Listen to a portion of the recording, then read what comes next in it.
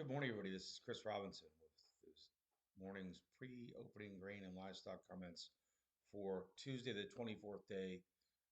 Get ready for the end of the month USDA planting intentions report. Um, Overnight markets actually kind of quiet. 6 cent range in corn, 10 cents, 11 cent range in beans. About yeah, a 9 or 10 cent range in wheat. Relatively quiet night, right? We continue to try and ebb and flow with the headlines. Is there going to be a deal? Is there not a deal? Is the U.S. talking to Iran or not? It just depends on who you want to believe. Crude market doesn't really believe it because we're back up to $91.77, $92. We've been in this trading range for spot crude oil now for about the last 10 days.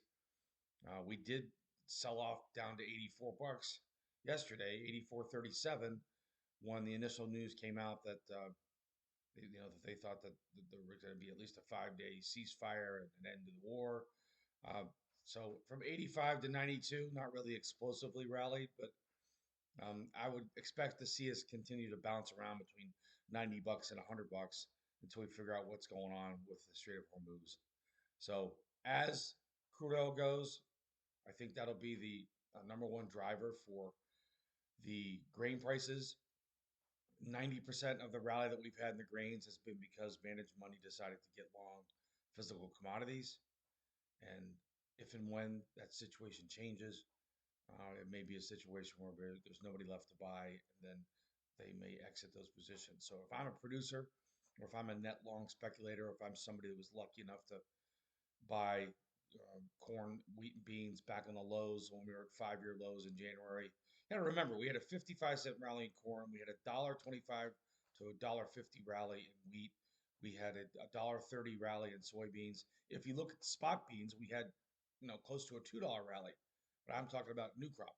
So tremendous gift. Please don't turn your nose up at it. And again, you don't have to get bearish to reward this rally.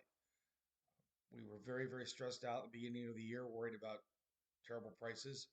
The reason we've had these price gains, it's a bad reason because you got the war, but it gave us a better marketing opportunity, right? So take advantage of that marketing opportunity. I'm not so worried about the why. I just want to make sure that you're taking advantage of it because if and when this situation is wrapped up and cleaned up and we're done with whatever's going on in the Mid East for the foreseeable future, if we get back to trading supply and demand, I don't think prices will be this high. Of course, this is the time of year people start thinking about the drought. Are we going to get a drought? It is dry and hot in the west. There is a ridge out there that people are watching. It's only March 24th. Is this going to be a 1988 or a 2012? I don't know. I talked to a lot of farmers and producers. A lot of guys seem to think that it feels like 2012 again already. Uh, that would be a game changer. And since I don't uh, have psychic abilities to tell us whether or not we're going to have a big drought, I would just say this: we've had a good rally, defend it, keep the upside open. Now's not the time you want to be selling three calls to pay for a put or anything crazy like that, because yeah, if we do get a summertime weather event, you're not going to want to have capped the upside. The flip side to that is if you've made cash sales into this rally, go out and buy cheap calls. You can keep them on. Now look for dips to buy. If we do get a dip here, and we know we've got a big USDA report coming up at the end of the month. I don't know which way it's going to go. I do know this. I do know that probably the only thing that the USDA could do on that report would be to hurt us somehow. Again, after we've had um, the tremendous rallies, especially in new crop corn and beans. So defend it. Keep your upside open. If you're looking for help, give me a call. 312-638-8868. We'll see if the cattle market, which has been kind of reeling with the stock market. Stock market's down a couple hundred today. We did put the brakes on, a bigger correction. The Dow last week did get down to an intraday like 10% break off the top. If you take the top to that low, it was just about 10%. What low am I talking about? I'm talking about the low on Friday when we traded 45.43. We're back to 46.28.